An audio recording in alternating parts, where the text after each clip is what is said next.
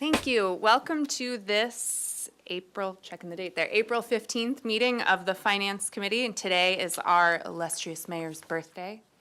Happy birthday, Mayor Rouse. Now the whole world knows you're turning 25. I object. With that, we'll call this meeting of the Finance Committee to order. And may we please have a roll call? Yes, we'll start with Councilmember Santa Maria, Here. Mayor Rouse. Here. Councilmember Harmon. Here. Thank you very much. And are there any general comments, general public comments, either here in the audience or online today? Councilmember Herman, no hands are raised. No hands are raised. Great. So we will move on to our only item for consideration today, the draft proposed downtown parking and downtown services budget for fiscal year 2026. Mr. DiMartini? Thank you so much, Councilmember Harmon. First, I'll look at our city attorney, Mr. Doimus. Is there any announcement on the order of today's meeting? No, just Councilmember Harmon will be acting chair. We will, at a soon council meeting, have an item to elect a vice chair in Councilmember Friedman's absence. That's all. Thank you. Excellent. Thank you so much.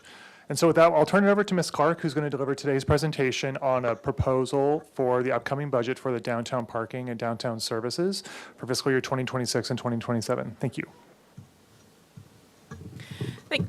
Thank you, Mr. DiMartini. Before I get started, I just want to give a lot of credit and thanks to Ed France, who's our downtown plaza and parking manager, who unfortunately is a little bit under the weather today and couldn't be here, as well as Kayla Fair, and Ethan Pitney in downtown parking, all of whom did quite a lot of work putting together our budget proposal for this year and this presentation. And so I want to recognize the effort and all the work that went into that. So our challenge this coming year is to figure out how we can make the downtown parking fund whole in a way that doesn't involve any major operational changes or changes to rates or fees, but that still improves our management of the parking supply in ways that meet the needs and priorities that have been expressed by the community. So for today, we're going to focus on FY26 primarily. This is really phase one of what's going to be a multi-phase process. Phase two is going to address FY27 and beyond, and we'll use this coming year to sort of develop that plan for how we're going to tackle those out-year issues.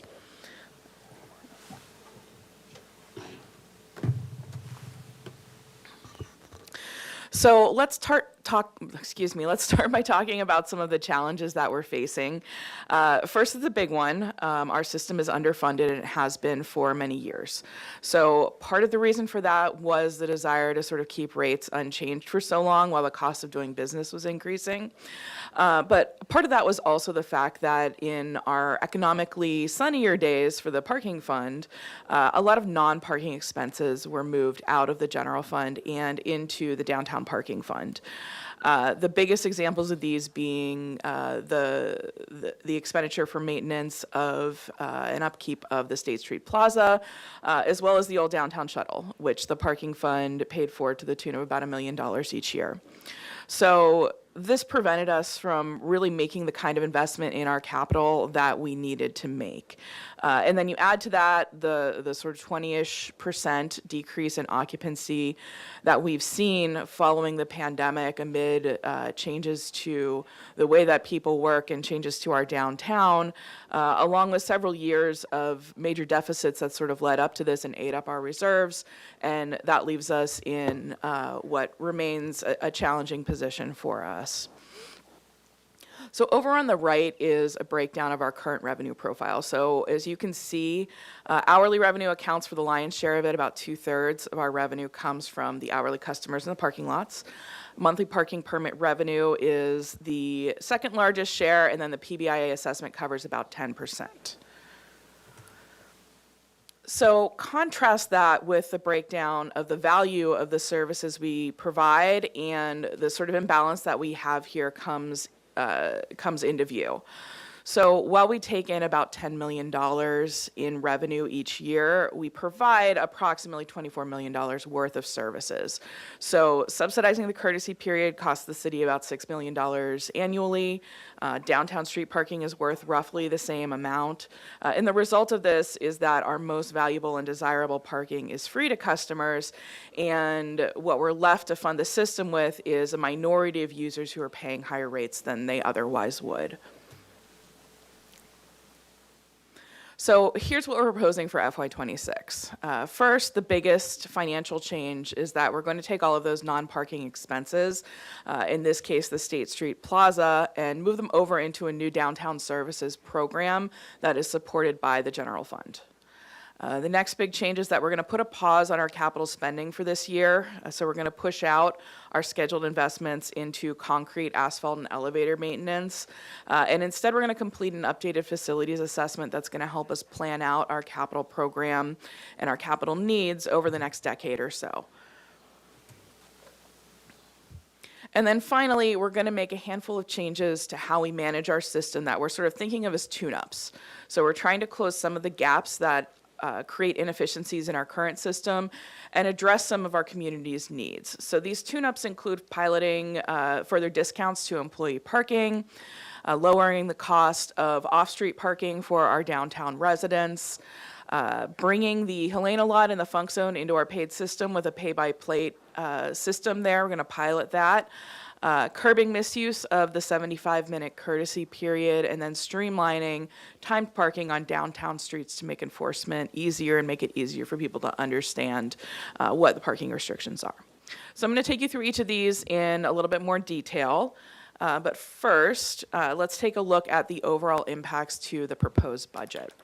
So absent any changes this year, we'd be looking at about a $3.1 million deficit for FY26. So the tune-ups that we're proposing, along with the capital deferral, would shrink that down to about a $1.8 million deficit. And then by creating this new downtown services program in the general fund, we end up at a point where we're roughly breaking even, so only about $55,000 projected deficit. So that's where we're hoping to get to. Here's how we're hoping to get there. So let's start by taking a look at the proposed changes to capital spending. In FY26, we'd be keeping about $640,000 of spending, so roughly half of that would fund the updated structures and facilities assessment, with about $100,000 paying for the needed contracts that we need in order to operate our parking equipment. And the remainder goes toward smaller but critical repairs and needs in our parking facilities, and especially sort of emergency issues that come up that we might not be able to cover in our usual operational budget. So we'd be deferring about $875,000 in projects. This would include scheduled modernizations and repairs to our elevators, repairs to the Amtrak building roof, which was a need that was identified in our previous facilities assessment, updates to signage throughout the lot, including signage for accessibility, as well as repairs to the trellises in Lot 11. If you've been down in that area, you've likely seen that the trellises are getting kind of old, and the wood is starting to break down. And so that's again been on our list for a while, and that's something that we're going to push out to a future year. So right now for FY27, we've got $1.68 million on the schedule, but we, again, are going to be evaluating that once we've completed the facilities assessment. So in any case, we're still going to need to figure out how to address our capital needs in future years, but we have FY26 at this point whittled down to a point where we can support that. So moving on to the tune-ups. So first off, we want to pilot a new discounted commuter permit in the Ortega garage. So as everybody's aware, this past year, the Coda lot was removed from our system so that it could be repurposed for the construction of the new police station. And that lot played a really important role in our system. It was our most popular lot for permit parking because it's where we offered low-cost commuter permits in downtown. We offered those at $70 a month. So our sort of legacy permit holders who were in there when the lot was taken out of service have been transferred over to either lots 10 or 2, and they've been able to keep that $70 rate at those new lots. But we've heard repeatedly from our downtown community stakeholders that employee parking is a big need and a very important need. And so we want to extend that $70 discount to the rest of our customers in the Ortega lot and just cut permit prices across the board there from $145 a month down to $70 a month. This will cost us, we're estimating about $65,000 in revenue per year, but again, hopefully we can get increased numbers of permits in that lot with that lower fee. So similarly, we offer what we call our 24/7 permits in a few of our parking lots, and we've offered those for several years now at a rate of about $250 a month. So these are different from our monthly permits because they're intended to accommodate more of a residential use of the parking lot. So where this would be sort of your home garage, you'd be keeping your vehicle there for longer periods of time, overnight, on weekends, et cetera, instead of the other permits which are intended to accommodate just a commuter use where you're there during the day and then you leave at night. So while these are a good option for downtown residents who don't have their own on-site parking, and as we know, there are going to be more and more of those in the coming years as some new development with less on-site parking comes online.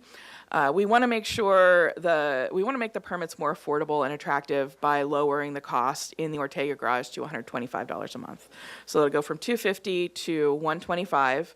At our current subscription levels, this is going to cost about $15,000 a year in revenue, but we're hoping again to make up some of that by enticing new customers into those permits with a lower rate. Next up, the Helena lot. So this is a pilot that's gonna serve two purposes. First off, the Helena lot, which is a small lot, I believe is 39 spaces down in the Funk Zone. It's next to, on Helena Avenue, obviously next to the Wayfarer Hotel. It is supposed to be a 90-minute timed parking lot, but because, again, we don't have the level of parking enforcement that we need, what we see is that lot just fills up early and it stays full all day, and those spaces aren't available for customers in the Funk Zone.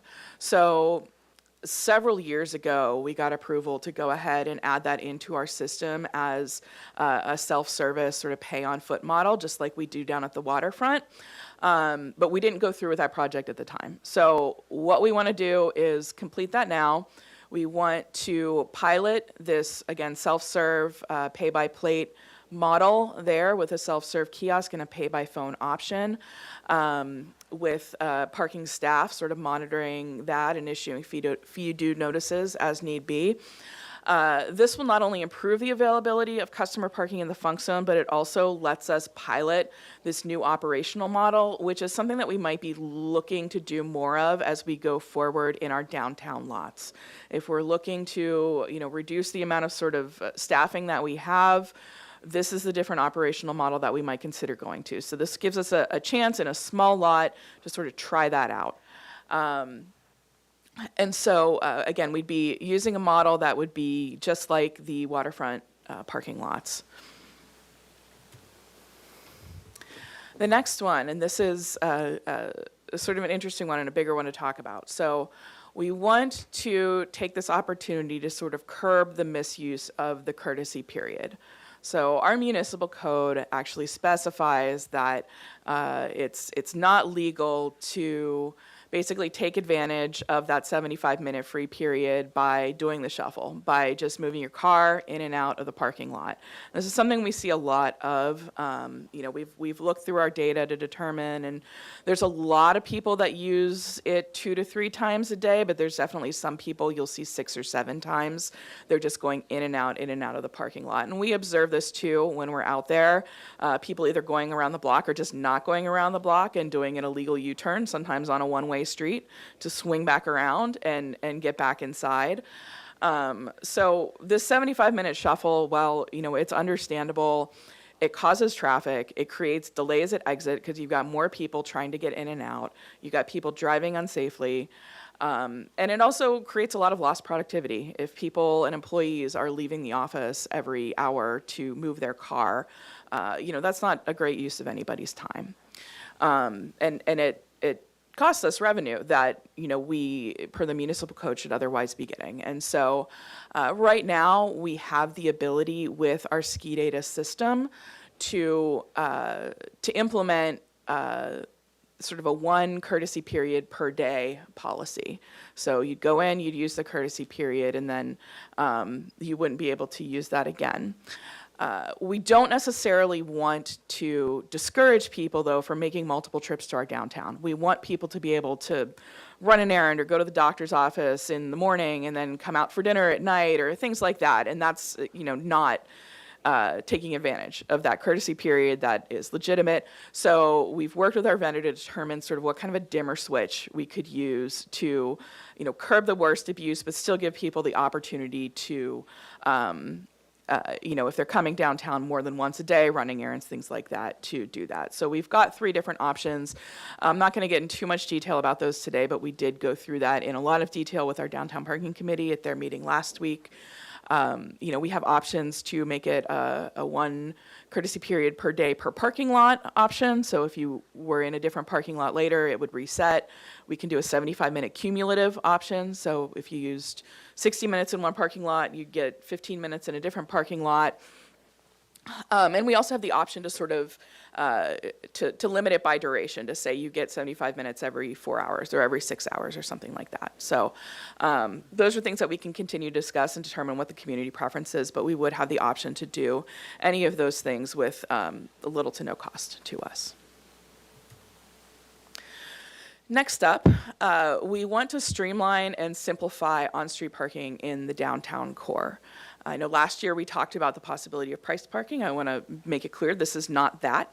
We're not proposing to do that. But right now, our current parking restrictions downtown are inconsistent. A lot of times they're confusing. And the result of this is that it's difficult for a police department to enforce them effectively, because you have to go around and you have to not necessarily mark the car. They use different systems now to do that, but record where the car is, then come back a certain time period later and check and see if it's still there, and then issue a citation or not. So when there's sort of a jumble of these, it just makes that harder to do. And it's also confusing for people who might be looking at multiple different restrictions on different parking, on different blocks. So what we want to do is sort of standardize those. So on the 0 blocks, be looking at 15-minute parking, 100 blocks, and the north-south streets be looking at 75-minute parking, so that aligns with the courtesy period. And then once we get out further into the residential neighborhoods, keeping it the 90-minute that we currently have, where we do have timed parking on those streets, to sort of even it out and make it easier for our police department and our parking enforcement officers to run streamlined enforcement routes, improve compliance with parking, free up those on-street spaces that a lot of times are getting parked up all day right now and limiting the ability of people to park close to the businesses that they're visiting, and make it less confusing for customers. So that's all I have for you today. I'm here to take your questions and comments. Thank you very much. Are there any questions from the committee members? Mayor Rouse? Thank you, Madam Chair. I asked you this before in our private meeting, but I want to do it on the record in terms of the amount of permits we sell that are going to be for either residents or employees or whatever. Will there be a capacity threshold that we deal with? Just because at one point in time, when we established the parking system to support businesses, when we sold permits, we said, okay, well, up to 85% is considered theoretically full. Is that still going to be in place? Chair Harmon, Mayor Rouse, we will still have and maintain a capacity threshold the way we do at all of our parking lots. So once we start to see peak occupancy hit that 85% mark, we no longer offer permits in those parking lots. That's why some of our most popular lots, like Lot 11 in Old Town or Lot 5 up by the Arlington, we don't offer permits there because they fill up quite frequently. For the parking lot that we're proposing this program in, the Ortega Garage, we've got a lot of capacity. It is the lot where we have probably the most capacity. So unless we have an absolute stampede of people coming in, I would not expect that there would be capacity issues there. And so will the permits be lot specific?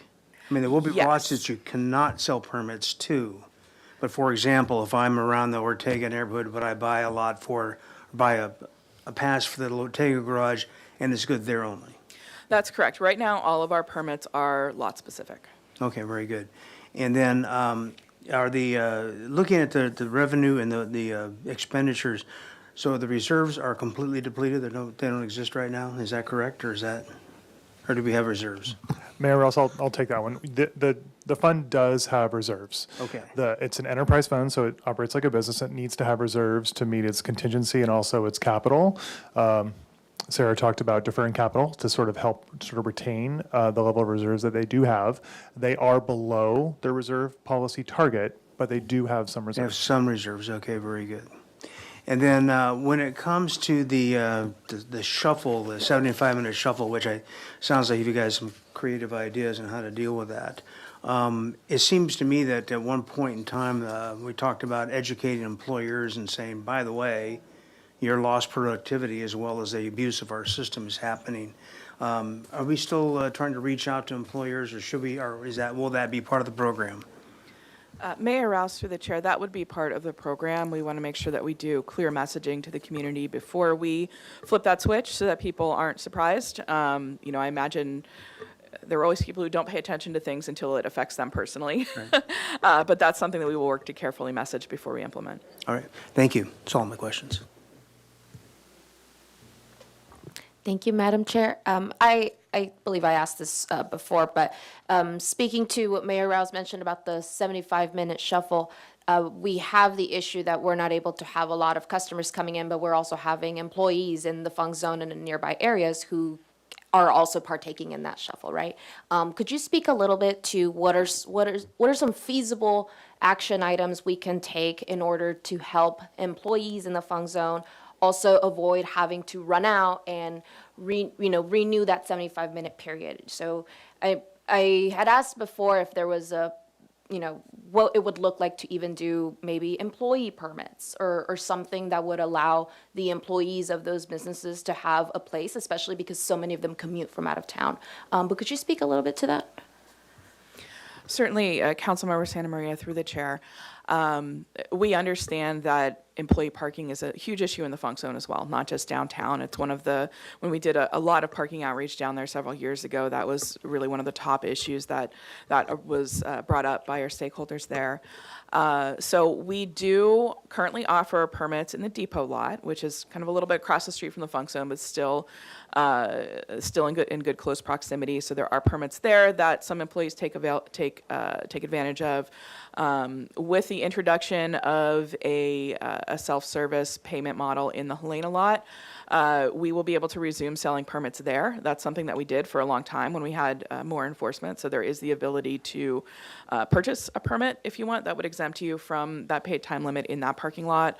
The city also has the Garden Street parking lot operated by the waterfront that is in the funk zone. In the past, what we did was we took a look at some of the on-street parking restrictions, Montecito Street especially, and changed some of the hours of the no overnight restriction to align better with nightlife employees and what their hours were. We'd be happy to sort of reopen that conversation as well, or look at other potential options for employee parking in the funk zone. Thank you. That's really helpful. Along with that, actually, no, you answered the question. Never mind. I'll leave it at that. Thank you. Thank you. And just one quick one from me on the creation of the downtown services program from the general fund. Is that money, has that been allocated, and where is it coming from? Or is it going to be pro rata shared, or where's the money coming? Yes, Chair Hartman, happy to speak to that. And so the city administrator's recommended budget will be introduced to the city council on Tuesday of next week. And so it'll be posted online on Thursday. And what you will see in that recommended budget is a proposed reorganization of a couple of functions across the Public Works Department and the Community Development Department, housed within the city administrator's office under a deputy city administrator. And so effectively what this reorganization accomplishes, it accomplishes multiple things, but in regards to your question, is it takes functions that are currently housed under the downtown sort of parking enterprise fund and just reorganizes it under the city administrator's office, funded through the general fund. So essentially funded through general fund taxes. And what we're doing is we're eliminating a prior transfer that would occur from the general fund to the downtown parking enterprise fund. We're eliminating that because it will be solely funded by the general fund taxes. Great, thank you. Well, if no further questions, we'll go to public comment. Is there any public comment on this item? Chair Harmon, no hands are raised. Okay, any comments? All right, Mayor Rouse. Well, first of all, I'd like to say that this is thinking outside the traditional parking box, which I appreciate, because you're approaching it not just strictly from a revenue, but from a customer perspective as well. I think that is probably more aimed towards success than approach has been in the past. So I congratulate you on at least putting some more tools in the box to deal with this problem and letting it evolve, because I think it's going to help us regrow the downtown business district. So, good work. Just want to thank you for your creativity. I'm just echoing what Mayor Rouse said, both for customers and for employees in our downtown and in the funk zone. I really do appreciate the creativity that's going into this, because I've definitely been hearing a lot from constituents that the parking the way it is right now is just simply not working. But I think it's really encouraging, I think even for folks online to see this is something that we're actively working on, and it's very encouraging to hear that we're willing to reopen the discussion about how to best make better use of our lots for employees, and so to ensure, those commuters have a space to park. So thank you both so much, and your entire department for your work. Thank you. Yeah, I agree with both of the comments that have been made. This is definitely in the right direction, and it is really encouraging to see that we have managed to lean into the direction to lower some of these costs and really try to encourage permit purchasing while also figuring out how to move toward a balanced budget. I didn't know that those two things were going to be possible, but I'm really happy to see that they are. And I think long-term, this is going to help us get to financial health for all of these programs. So really, really appreciate it and keep going. With that, I think there are no other items. There's no action item on this item. Okay, perfect. Then meeting adjourned. Thank you so much. Thank you.